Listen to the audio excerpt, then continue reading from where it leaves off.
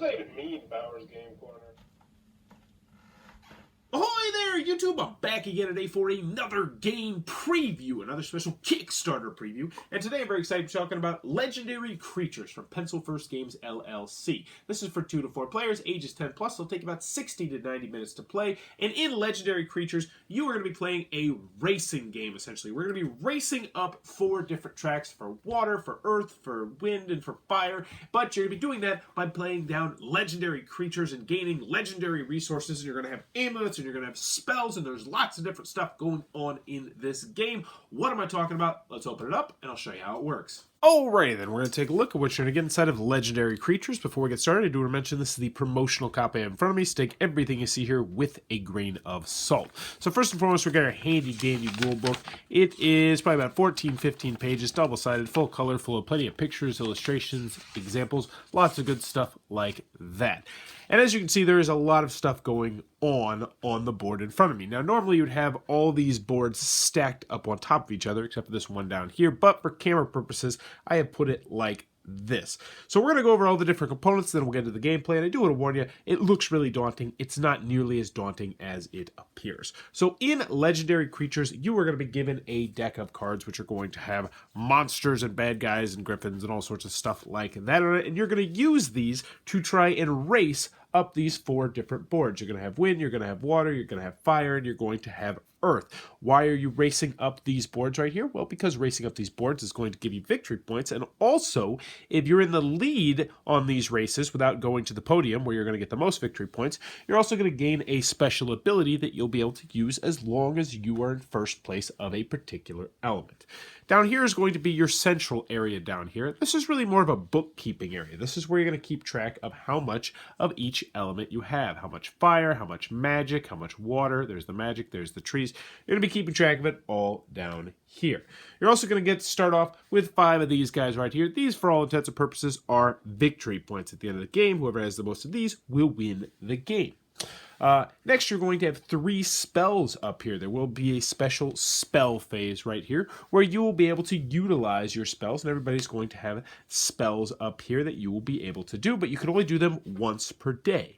Over the course of the game, you will be playing over 3 days, and each day is going to have a morning phase, an afternoon phase, and a night phase. So essentially, you're going to be playing 9 rounds in this game, trying to race up these tracks in order to get victory points, but there is more to it than that. So let's go ahead and let's walk you through exactly what you're going to be doing on a turn.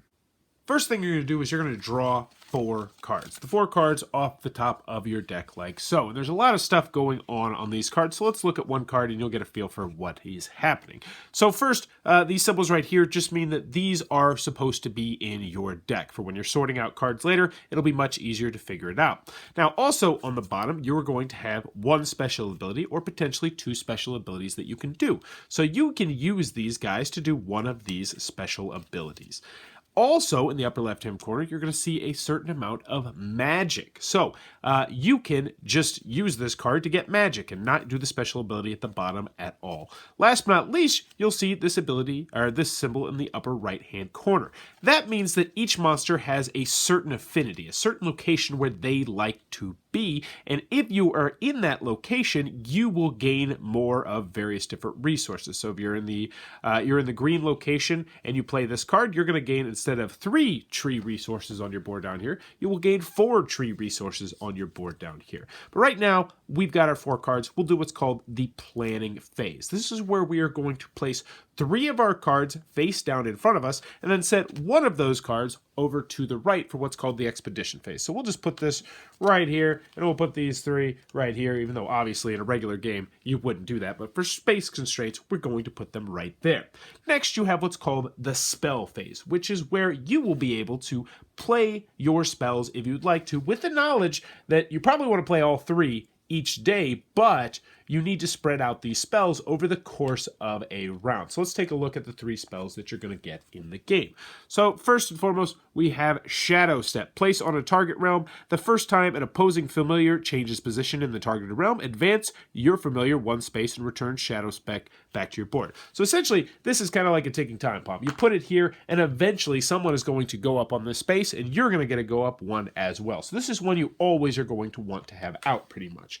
Next, you're going to have the Mind Leak. Place in front of a target opponent each time the targeted opponent gains one of these and or those during the action phase, you're going to gain 1 as well. So this essentially is going to sap off of what other people are doing, and you will also gain resources or victory points as well.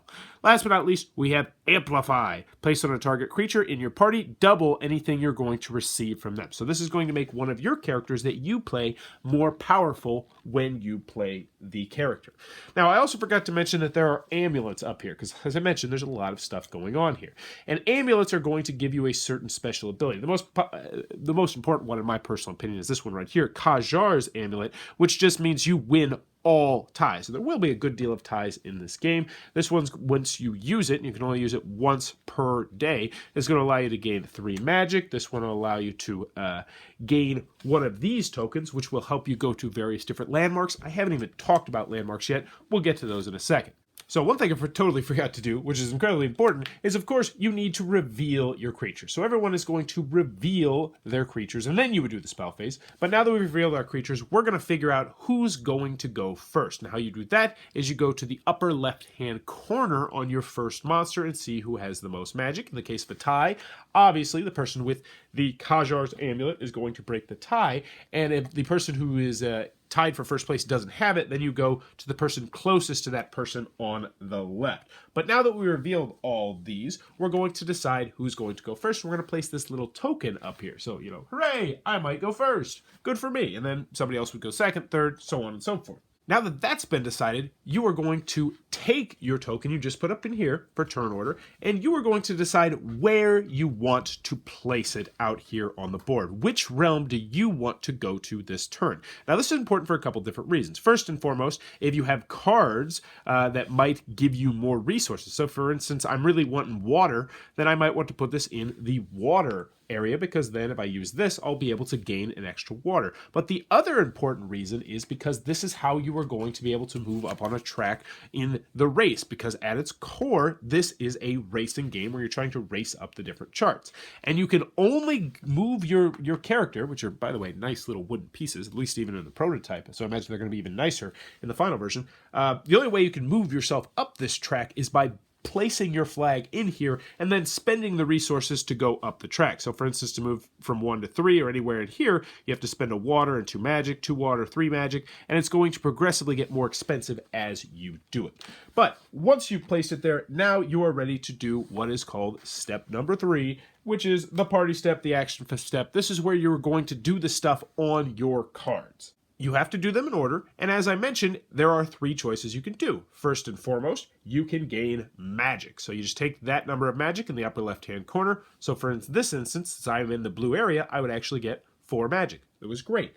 Next, you can do the ability on the card. So you would look at the card in the middle and you say, all right, I'm going to do this ability, and then you would do that ability. They will do all sorts of different things. Some will give you tokens, some will move you around on the track. There is just a plethora of cards in this game that will do various different things.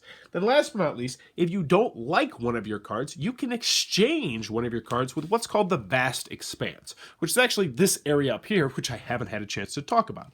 So up here, each game is going to be different, and you're going to have different characters in this Vast Expanse up here, and this provides a good deal of variability because you're not sure which characters are going to pop up, because at the beginning of the game you're going to have 2 people set up this deck and no one's going to be quite sure what is in the deck. But let's say I want to get rid of this Phoenix, it's not going to help me anymore. I could get rid of it, it's completely out of the game, and then I can replace it with this card right here, which now means I have this Chimera, and then I would do this special ability. So essentially, you're always wanting to look up here, well, it'll be down here when you're regularly playing, to see what special abilities are there to say, you know what, I kind of really want to use that special ability, it's going to synergize with what I'm trying to do, and then you can do that, but at the cost of getting rid of a card that you had already.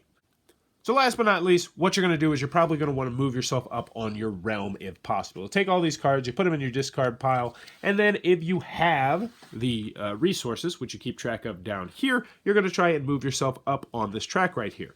Why do you want to do that? Well, obviously, you want to get the points, because if you're the first person to get to the podium, then hooray for you, you get the 25 points, which is great. But also, if you're in first place in a realm and you are not on the podium, so that's very important, you're going to gain a special ability. And each of the different boards is going to have a special ability. So first you have the Gift of Air. You may move familiars in all realms. So that one's really powerful. That means you could put your character here, you put your little flag here, but then you could move stuff over here, which is really good. Anytime you gain something, gain an additional of that type, also very good. Anytime you gain magic, gain an additional magic, and gain 1 victory point during your action phase. That's just victory point, victory point, victory point, victory point, which obviously is something you're going to want to have. Once everyone has had a chance to do that, everyone's going to do that individually. So I would take all my actions, then this guy would take all his actions, and the third guy would take all their actions. You're going to end that phase. And as I mentioned, there are going to be 3 phases in a round. So the first thing you're going to do is you're going to return all your spells. So let's just say, you buffed up one of your characters. Now you're going to take it back and you're going to, boom, put it face down until the next day. Next, you're going to disband your creature party, which means you're going to take all your creatures that you had, put them into your discard pile. You're going to assign gifts. So this is where you look to see who is in first place on each of the tracks. And then you are going to advance, bloop, this little token right here. Now, let's get to what's different, because the second phase of the day is going to be the exact same thing. You're going to play down, you're going to get 4 cards, you're going to play 3, you're going to put 1 over in your expedition party, and the third one, you're going to do the exact same thing. So you're going to do that 3 times, but eventually you will get to the end of a day, which involves something that I haven't even mentioned, which is the expedition phase. So every single round, you've been having your 3 cards, and then you've been putting a 4th card face down into what is called the expedition phase. So at this point, you should have 3 cards in your expedition phase. So now you're ready to go on what's called a landmark expedition. And up here on this board, you are going to have landmarks equal to the number of players in the game. So for instance, right now, I would have a 3-player game set up. At this point, you're going to look at the magic on all the 3 creatures that you did not use, and you're also going to see if you got any of these tokens right here. You're going to tally those up, and whoever has the highest score is going to pick the first landmark they would like to take. So let's take a look at some of the landmarks that you're going to be dealing with here. So first and foremost, this one's just going to gain you 3 victory points. Obviously pretty nice. Trade for the Amulet of the Master without giving a victory point, because that is also a thing that you can do that I completely forgot to mention because there's so much going on. But you can trade out amulets, but at a cost, and then you can gain any 4 resources with this. And these actually should be face down because you only have the 3 choices to pick from in a 3-player game. So the person who's lowest on the expedition track is going to get the last one left out there. In addition, also, obviously, you can get victory points as well. But once you're done with the expedition phase, you're going to refresh the board, you're going to refresh the vast expanse, and then you're going to rinse, wash, and repeat until you've played over the course of 3 days. After 3 days, whoever has the most crowns, aka victory points, which you will keep face down, will be the winner of Legendary Creatures, and that, in a nutshell, is how the game is played. Alrighty then, Legendary Creatures from Pencil First Games LLC coming to a Kickstarter near you very, very soon. I'll be sure to post that Kickstarter link down below. Who might be digging this game? First and foremost, if you like a game that is going to have lots of different things to keep your eye on and lots of balls to juggle in the air, this one might be for you. You're going to have to worry about the expedition phase. You're going to have to worry about where you stand on all 4 of the different tracks. You're going to be worried about what's in the vast expanse and whether or not you want to get rid of a card to replace a new card. But at the same time, if you get rid of that card, it's gone forever. There's lots of different moving parts in this game, and if you like that, this one might be for you. Also, if you're a fan of games with less luck, where it's more about skill, this one has a variant which will make it so that it's nearly completely skill-based and no luck at all. I mean, there obviously is still some luck in the game, but I love when games attempt to do this. Puerto Rico is one of my favorite games of all time, and I love the fact that there's next to no luck in that game. So if that's you, this one might be one you want to check out. Last but not least, if you like variability, this one is going to have a good deal of variability, especially in that vast expanse. Each game is going to be a little bit different with which monsters are going to come up, and when you shuffle up your deck, and how you build your deck based on that vast expanse, or you can just completely neglect it, and you can focus on the races. So the game's going to let you play how you want to play a little bit in that aspect, which obviously I think a lot of people are going to like. But that is Legendary Creatures from Pencil First Games LLC. If it looks like it might be your cup of tea, be sure to click that Kickstarter link down below. Tell them Bowers Game Corner sent you. If you enjoy what I do, please be sure to click on the subscribe button down below in the comments below. Let me know if you could be a Viking or you could be a wizard. Which would you be? Obviously, I'd rather be a wizard. Special abilities and powers. That's a really bad question. Yeah, but if you would rather be a Viking, let me know why in the comments below. Because I clearly think I'd rather be a wizard. I mean, they're so much more powerful. They can do lots of cool stuff. But let me know. You got a good reason for being a Viking. And as always, thanks for your time, YouTube.